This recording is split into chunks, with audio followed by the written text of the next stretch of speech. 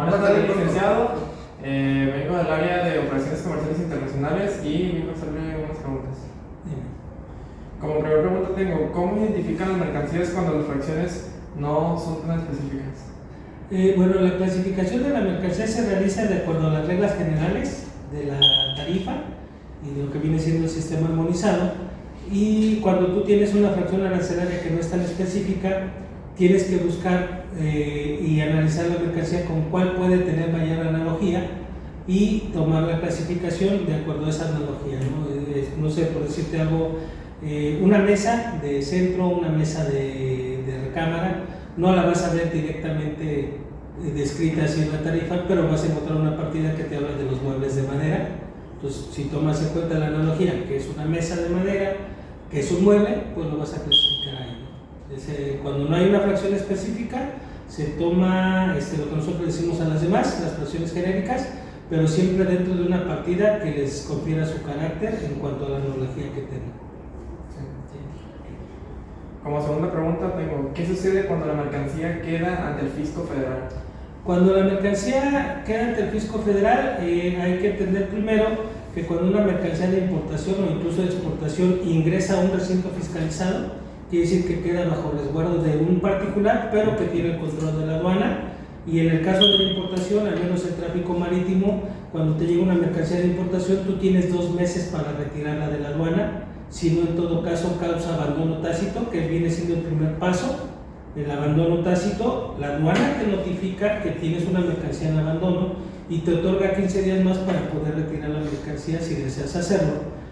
Y pasado ese plazo, si tú no retiras la mercancía, entonces pasa a propiedad del fisco federal, así se refiere.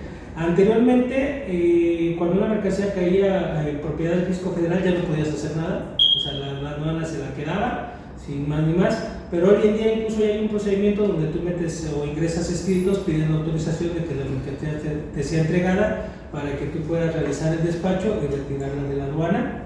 Y en todo caso, si después de que ya causó abandono, pasó a propiedad del fisco federal y tú de plano no retiras la mercancía, ya la aduana, hay una división que se llama destino de bienes, donde ellos deciden ya que la mercancía puede ser donada, vendida o destruida.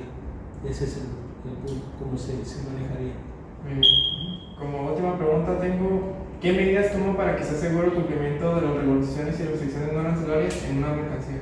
Una mercancía, bueno, lo que nosotros tomamos como regla, tenemos un departamento de clasificación, porque lo importante primero, más que nada, es determinar la fracción arancelaria correctamente, para de ahí partir y saber cuáles son las regulaciones que debes de cumplir. Una vez que se tiene listo el pedimento con toda su documentación, se pasa a otro departamento que tenemos, que es el área de glosa, ¿sí? Y es el que verifica y revisa todos los detalles del pedimento, que debe de coincidir el pedimento con todo lo que tú declaras en los documentos adjuntos, y que a su vez esos documentos adjuntos al pedimento amparen la mercancía, ¿no? Ya sea marca, modelo, número de serie, hablando de productos que lo traigan, pero hablando de productos químicos, por ejemplo, si traes un certificado de análisis que coincide el lote, entonces si traes un permiso donde te menciona un país de origen en específico, pues tienes que verificar que la mercancía venga de ese origen para que no tenga ningún problema, ¿no? Pero sí existe una revisión, dependiendo del tipo de producto y de mercancía,